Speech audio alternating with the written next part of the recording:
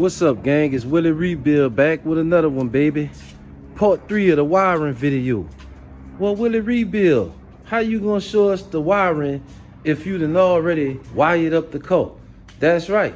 That way you see where everything go, because I'm waiting on parts for the Monte Carlo, so I can't show y'all and break it down the way I want to break it down to y'all. So we gonna use Project Ratness for demonstration purposes. That's right.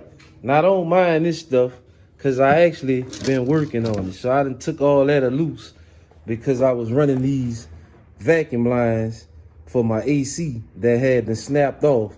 So I done took the glove box and all that out. So what we got here is the same setup that's on the 87 Monte Carlo SS. So I'm gonna title this 86 Monte Carlo SS wiring part 3, because this is gonna be the third and final part to show you everything that you need to know. So we're gonna start with the AC. Like I told y'all, let me move this out the way.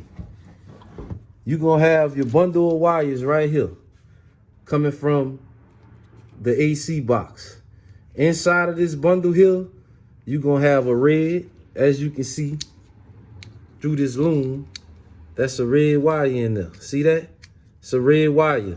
That's the factory wire. Then in here, you got your green and your black wire. That's going to the compressor. Now you're gonna have a dark green and a light green.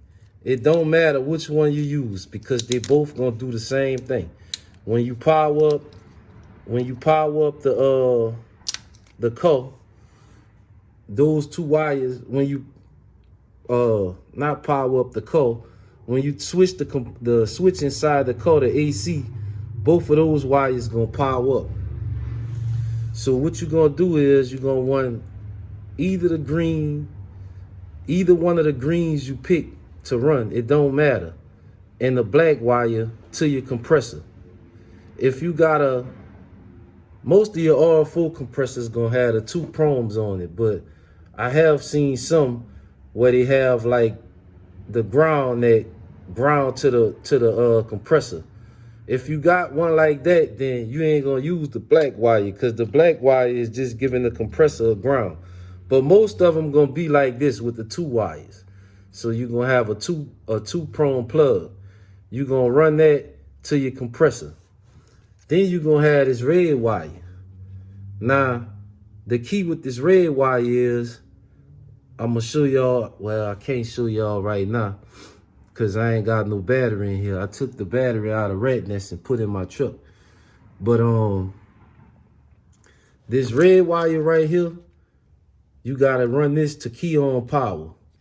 If you don't run this to key on power, what's gonna happen when you turn the AC on in the car, and as y'all can see, I've been in here working, so I done dismantled shit and all that.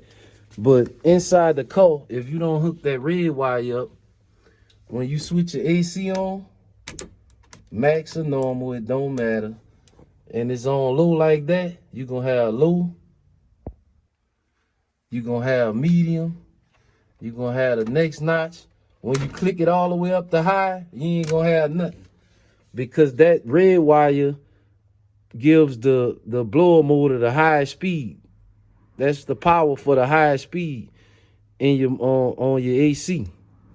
Another thing that I was showing y'all where I left off at on the other car was the wiring on the harness.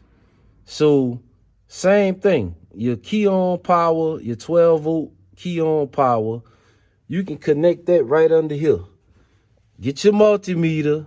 I'm not gonna show you which wire I use and all that because you need to check to make sure that when you switch the switch on, it's key on power.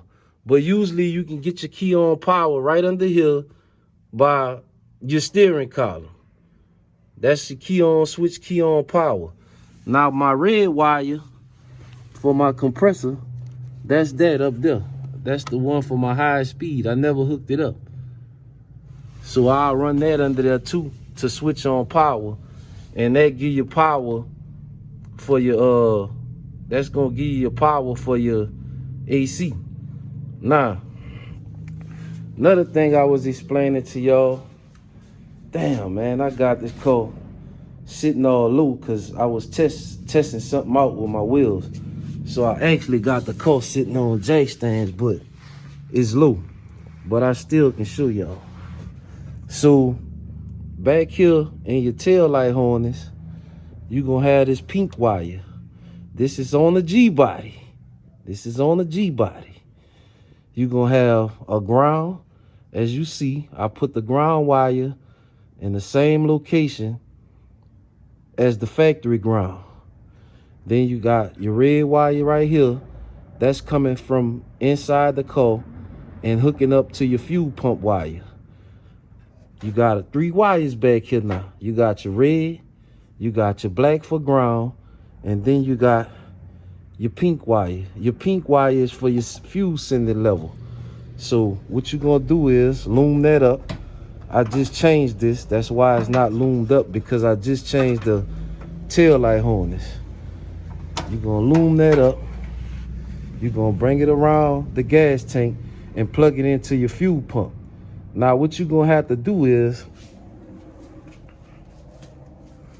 on your fuel pump, see, I'm breaking this down for y'all. Let's see in my stash of trash here. Not trash, because every now and then I find stuff in here that I be needing. So on your fuel pump wire, you're gonna have a 3-wire plug like that. I can't remember if it's a male or female on the pump. You know what? Let me cut y'all off and cut y'all right back on. I'm gonna unplug that wire off the pump and bring it out so I can see what it got on there. All right, gang, so I'm back. So on your pump, on your fuel pump, you're gonna have a male plug like this.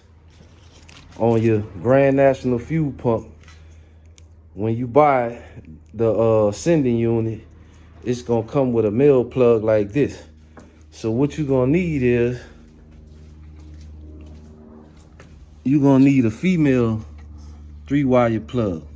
Now you can buy just this connector and then pin it, run the pins in it and do it like that. Put the wires in the plug yourself. You can order them from Amazon and Summit Racing and shit.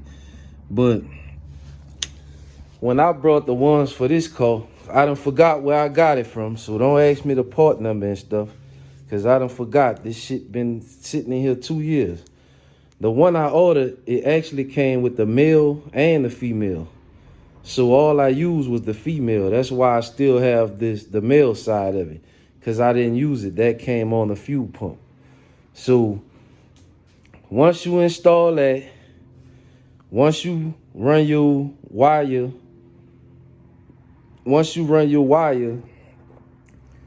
inside of, once you got your wires inside of the car, your harness wires, once you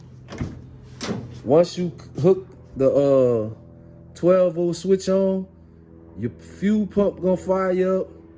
You're gonna have power to your dash, everything, because you done already hooked your 12-volt wires to your starter. As I showed y'all in the previous video, this car is wired up the exact same way. So once you do that, the car gonna fire up. Now, the only other thing you gonna have left, as I got left because I never installed it, you gonna have your check engine light and your brake light switch. That's your check engine light. That's your brake light switch. The brake switch, once again, you're gonna hook it to your brake switch. You're gonna hook it up to your cruise control. I use the cruise control side. Well, when you press the brakes, it give it 12 volts. You wanna hook that purple wire, your brake switch wire, to that. That's to disengage your torque converter when you hit brakes. The check engine light, depending on what you running, what setup you running, like with the decoder, you will just run that check engine light wire to the decoder box, and then your engine light will work through that. Me, I'm running factory gauges. All this stuff is already set up and ready to go. The check engine light wire, you gonna run it on, I can't remember exactly what wire it is. I'll show y'all that in a later video for the check engine light, because I don't want to give y'all the wrong information. And I ain't about to stop and edit the video and all that. So I'll get that to y'all on the later video. But most of y'all gonna probably take that out anyway.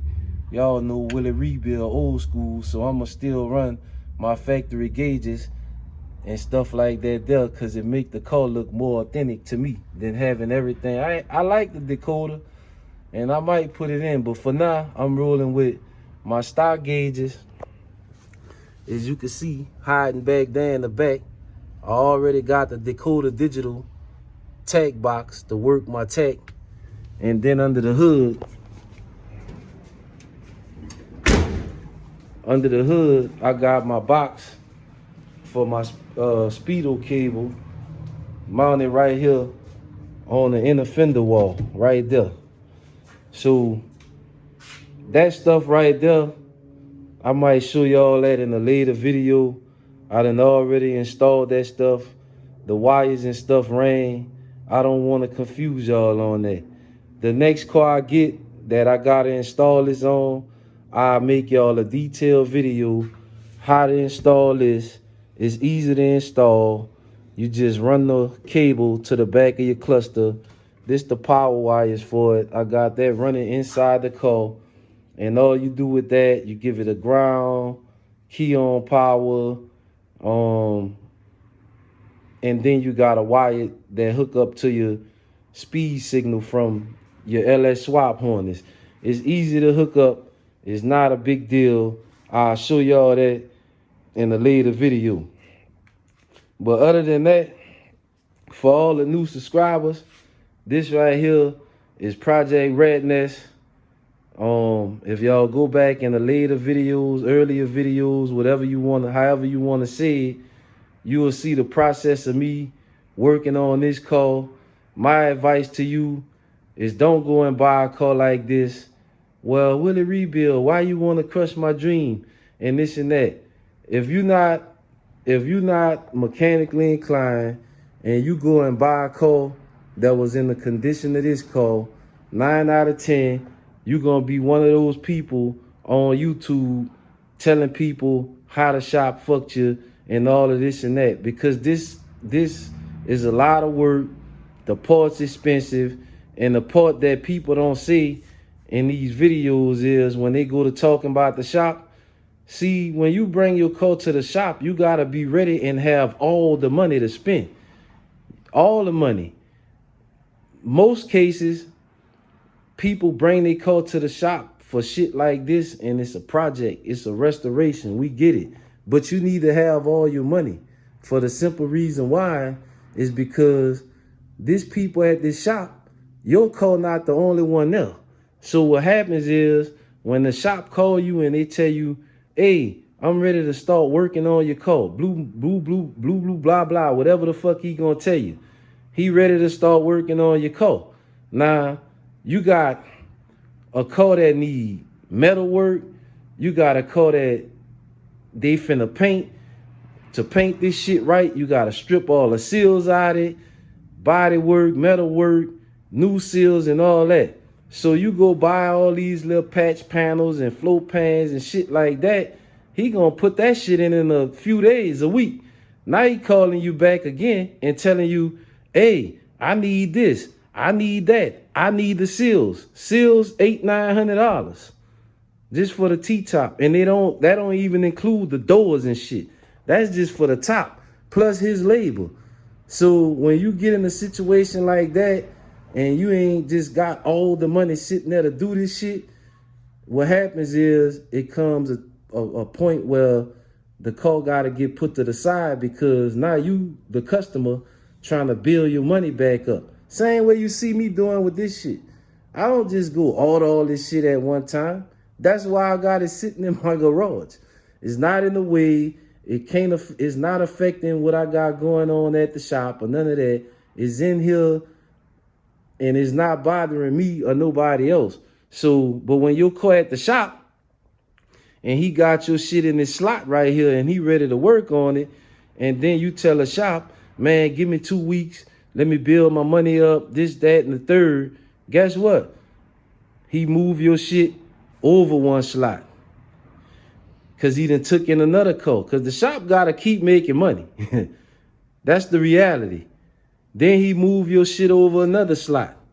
And then next thing you know, you go over there because your 2 weeks done turned into 2 months. See, that's the part that people don't tell you.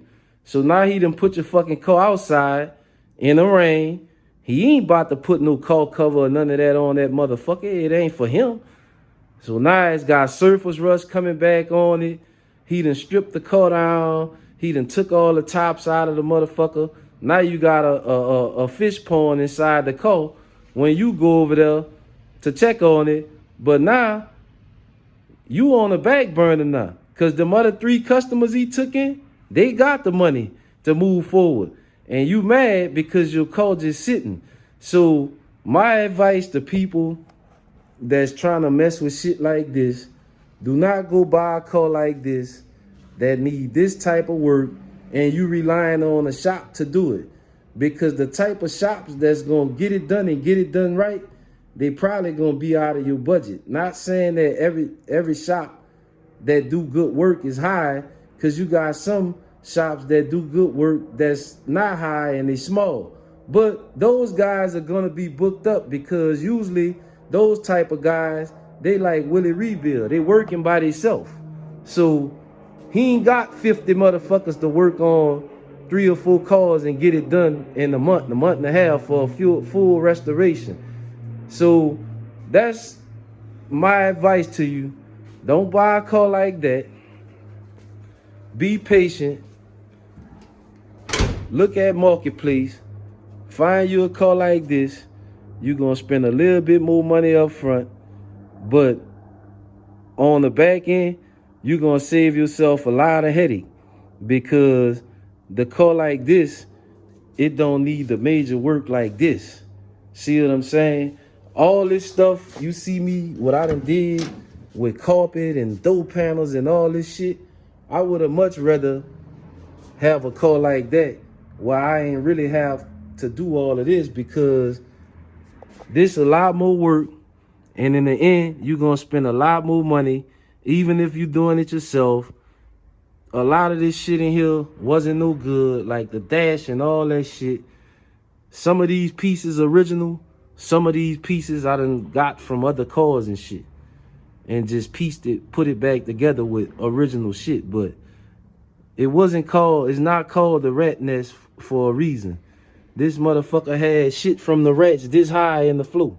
All the floorboards. They had a rat nest in the back there. They had an 8 through the back seat. That's why you don't see a back seat.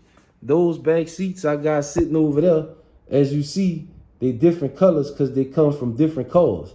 This bitch ain't had no back seat. The back seat was 8 out. The dashboard, I'm not sticking my hand in here, and I knew they got rats somewhere in this motherfucker. So I took a crowbar and a maul hammer and bust the whole dash out of there. The console, I opened it, I took it out of there. I was able, I knew nothing wasn't in that, so I unscrewed it out or whatever like that. But I salvaged as much as I could, but as you can see, it's still a ways to go. Gotta get the upper door panels, gotta get the covers for the seat, gotta get a headliner, a few things. Gotta get another package tray, all of that. So just go buy your car. Buy your car. Listen to Willie Rebuild. Take my advice. I'm giving you the blueprint. Don't go buy this project shit. Don't go buy that. Go buy that out there. Go buy it. Find you somebody with one like that in decent condition, that's driving preferably. If it's moving around, you know, you can move it to shop or whatever you're gonna do instead of keep having to get it towed. I ain't gonna talk y'all head off. I gave y'all the wiring, broke the wiring down to y'all, and I gave y'all the little advice and tip.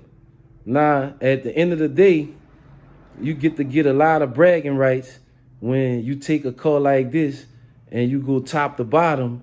You can see you're a builder and a master at what you're doing when you get good results and the people see the before and after. So, you know, that's one thing you can get out of it, but that's a risky move to take just for bragging rights and a lot of money too. Even with me doing my own work, this shit costs a lot. Now, some of y'all might have been peeking over here. I'm gonna show this to the people who be on my thing, and I don't keep no secrets, man. That's the cam and all this crazy ass shit. With, you know, some people be, what cam? There it is. I just showed you right there. You know why? As long as I own this car, this bitch is never going to a racetrack. That's not what I'm building it for. I'm building this bitch where it's a pretty day like it is right now.